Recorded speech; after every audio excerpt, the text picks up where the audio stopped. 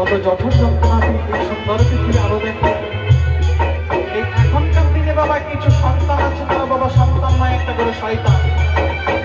সেই গর্ভধারিণী মাকে রেখে আসে বাবা বৃদ্ধাশ্রমে, কিংবা সেই মা বাবার ঘর হয় সিঁড়ির তলায়, আর ছেলে বউ বাস করে বাবা 14 তলার উপরে, শ্বশুর শাশুড়ি এলে আবার 15 তলার উপরে।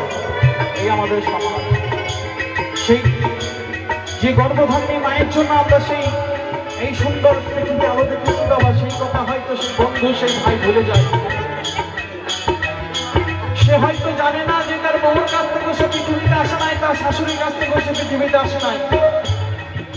তার সেই গর্ভধারিণী মা ছিল বলেই সুন্দর পৃথিবী আলো দেখেছি বাবা। তাই মা বাবার সঙ্গে যারা এরকম ব্যবহার করে সকলের কাছে করজোর অনুরোধ, মায়ের মতন বাবার মতো জিনিস বাবা এই দুনিয়ার হবে না। তাই একটু করে মা বাবাকে ভালোবাসা দেবেন, মা বাবাকে যত্ন করবেন। মা বাবা চরণ সেবা করলে বাবা কোনো ফিটনেস যাবার দরকার হয় না, ঘরে বসে সকল ঠাকুরের দর্শন পাওয়া যায়।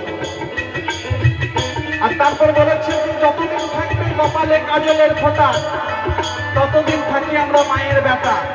আর যেদিন উঠে যাবে কপাল থেকে কাজলের ফোঁটা সেদিন হয়ে যাবো বাবা বউর বেটা।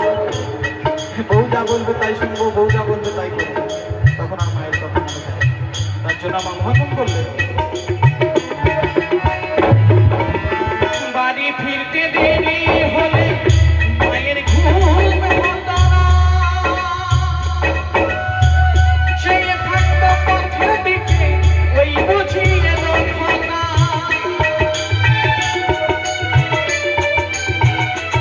কোথায় পাবে কি গো দয়া, বলো পাবে কি আর ও দয়া, তোমায় ডাকি